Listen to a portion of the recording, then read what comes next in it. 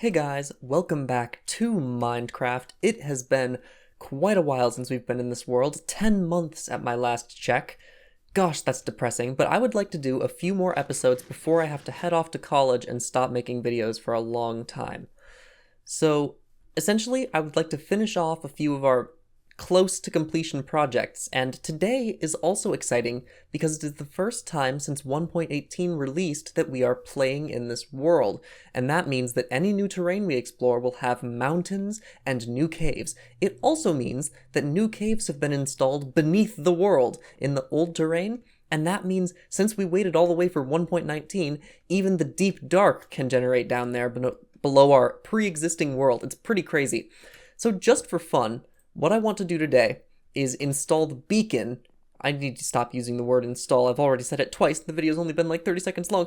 So the Darkacia tree was always supposed to be the center of a beacon, and I wanted to wait until 1.18 came out because we knew they were going to expand the world down 64 blocks, and I wanted it to cover the entire depth of the world.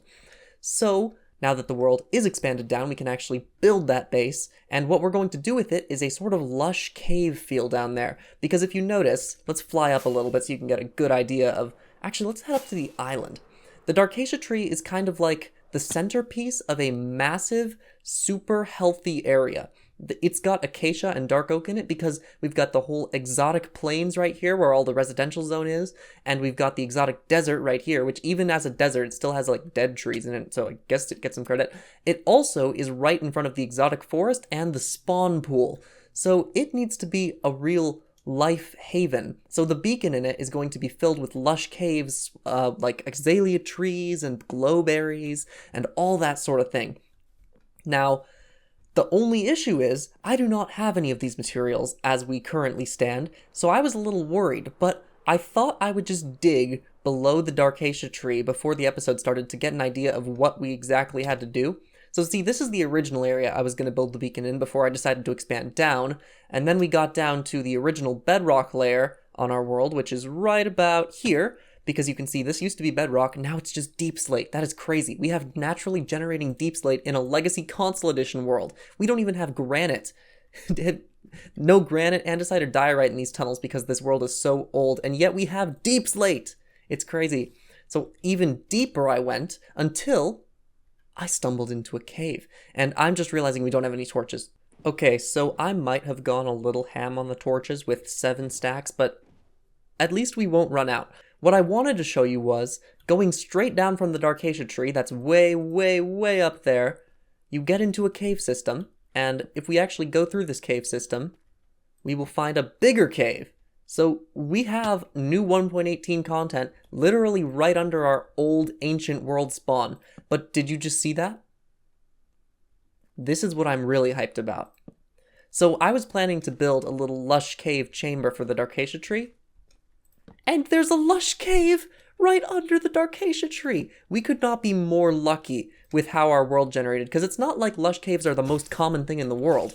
We just got super, super lucky with world generation, and we got exactly what I needed, exactly where we needed it. Look at all this new stuff. We got drip leaves, big and small. We got glowberries. We have azalea bushes. We can get azalea leaves now. And most importantly, moss and moss carpets. That's what we're going to use to build the room. And also glowberries. Now comes the real test. Can we silk touch a spore blossom without shears? Yes, we can. So we can get spore blossoms. We definitely want some of those in the little cave so that the Darkacia tree... An axolotl! Oh! We found an axolotl! Axolotls are so rare. I feel like I never see them. I know we found them in that other area we were at, but in their actual environment, the lush cave, I swear I've never seen an axolotl before. For now, I'm just going to trap Mr. Axolotl right here so that he doesn't get killed or run away or something. If you didn't notice, I'm using a texture pack that I created that changes the lush cave watercolor to be more greenish so it fits in better with the moss, and I really love it. This room is genuinely magical. Look at this. Oh my gosh. Oh. I can't believe this all fits under our old world. Like if we dug up, we're probably under the flatland or something. I wish I had a map on me so I could check where we are. Unfortunately, we are not just here to gawk at beautiful caves all day, although I would definitely love to do that. What we need to do is get the blocks we require to build our own little lush cave room. It's not a whole cave system, just one big fancy room filled with everything that looks nice. And I know I could be using a hoe to do this faster, but I'm not going to go all the way back to the surface just to make a hoe. I bet one of my shulker boxes just has a bucket in it. Huh, there we go. Plenty of buckets just sitting there the whole time. Boop! Look at that! It's not brown. You kind of expect it to be brown, but, whatever. What the? How did it get out?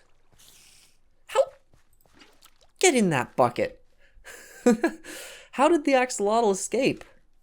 That's confusing to me. Can they jump 2 blocks high out of the water?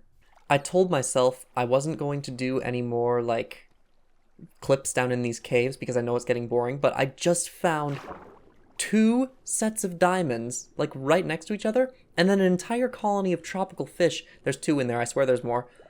Right over here. And glow squids. I love this cave. We got kind of a funny situation here. So we've got this huge open space, right? This big open cave where you could build a big room without issue. And the only spot...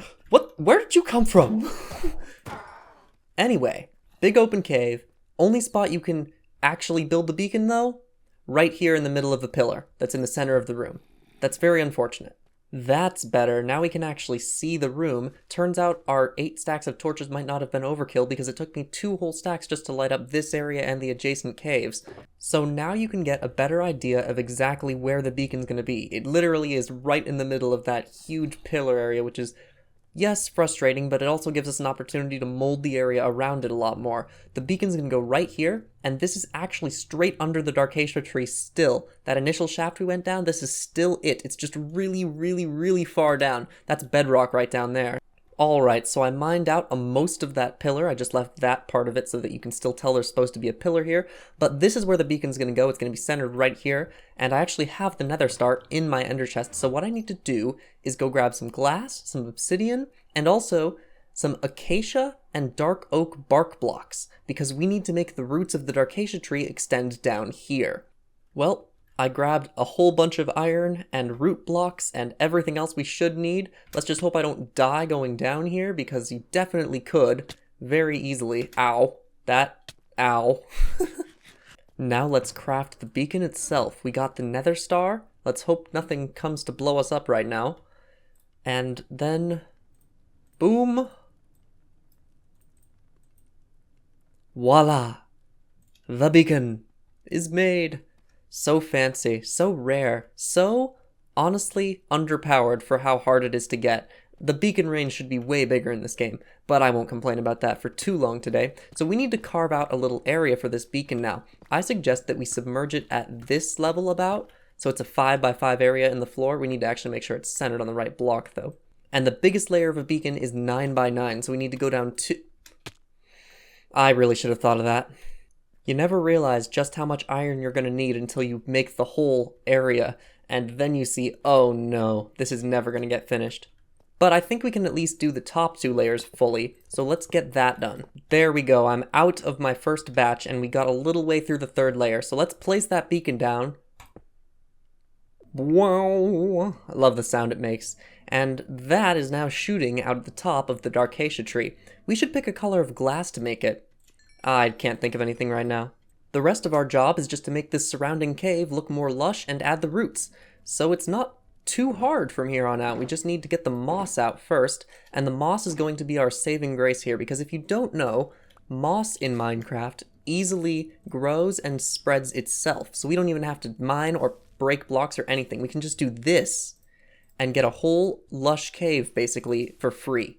Brilliant. With just a little bit of bone meal, we've made this cave look 100 times more alive than it was, and that is just the start of what we've got to do. It is quite helpful to have a real lush cave nearby to check out how it's supposed to look. So the floor we have pretty much perfect just because the moss creates it by itself, but we need to put more clay around, and we need to make the ceiling out of moss as well. Since I had to come out anyway, I figured we should probably figure out what color stained glass we want. We could do orange like the internals of acacia wood. Orange is cool, but it really doesn't match anything else on the tree. Brown's okay. I could live with brown. I don't like gray as much, so we're going to go with brown. And it doesn't matter that it all fell down here, because we're going to fall down here too. And hopefully not die. Oh, how is there a creeper down here? Why is there a creeper at my beacon? Get away from me! What are you doing here? How did you get here? Get out of my face. Dude. This cave goes to dripstone caves. I don't know if this is a full real cave system or like a tiny itty bitty biome, but we have both new major cave biomes from 1.18 right under our spawn. That's super lucky. Since I don't really like how this side of the cave looks, we're going to terraform it into a watery part of lush caves. I like that a lot more. Layers of water, and they still look like they have the lush caves color palette because this is actually a plains biome, so we've got light blue water in it anyway, which is mighty convenient. But the most important part of a lush cave is the foliage, and drip leaf does not generate with the rest of everything when we bone meal stuff, so we gotta make sure to place some of it in manually. Some in the water, especially small drip leaves around here too. They make a huge difference. I wish small drip leaves were in the new swamp biome, the mangrove swamp. It would look so much nicer. This lush cave is looking better and better, but now let's put in some life. And by that I of course mean our friends that we picked up earlier. Our pink and our gold and our brown. Look at them swimming around. Hopefully they don't despawn, but I can't stop them if they do. Now comes the hardest and probably most annoying part. We have to coat the ceiling in moss. Thank goodness for scaffolding or I would lose my mind. Now we'll put some glowberries under here because of course we need some lighting in these caves. And glowberries are a beautiful, natural way to get lighting. This little corner thing here is temporary, I promise. We can break it now. Well, look at that. I've added a big clay patch. I added more ceiling extensions and glowberries, which will certainly start to look nice once they grow down and grow some berries on them. So now, we gotta add those roots, and we gotta do one other thing. We gotta add the spore blossoms, because the spore blossoms are what add all the ambience of this biome. We gotta just dot a few around here. I love the spore blossom particles, and you can already see them starting to come in, but it is 100% worth it to place these things around. Where should we? I guess we put 3 down. That's good for now. Maybe 1 over here, just because this area seems kind of neglected. There we go. Beautiful. Beautiful. It's feeling more like a lush cave every second. At this point, I think you could genuinely believe this is a natural lush cave. So now, our task is those roots. And the roots are going to be a challenge because they are absolutely massive, and this room is bigger than I originally planned, because I was planning to not have a cave at all, so the roots would kind of be in the walls, but that's not going to work because we have a huge room here. So the roots are going to have to be big exposed structures, and I'm not prepared for that. But we gotta start somewhere, so we might as well start, yeah, why not this corner, with some acacia wood. We always place the wood on the ground to keep the log textures uniform because they are directionally placeable, and these roots don't need to be very big, they just need to be big enough that you get the sense that this is a massive, massive tree. There's the first root. I'm mostly happy with it. Maybe this side could use a little bit more 3D-ness near the top. Just a tiny extension like that. Yeah, there we go. I think I'm satisfied with that root now. So we needed to do 1 more acacia wood root and then 2 dark oak roots. There's the second root. It twists out of the pool into the ceiling. They all are supposed to be generally heading toward the beacon. This one's a lot more diagonal than that root, which I like. We need some contrast in them. Now the dark oak roots. Another massive tunneling root is in. This one is the first dark oak root. I think it's very cool. It kind of comes out of the pillar and then burrows up into the ceiling above it. Oh man, it's going good. I would like to put the last dark oak root over here, but we don't want to block this pathway, so we gotta put it like here-ish. I think this is just about perfect.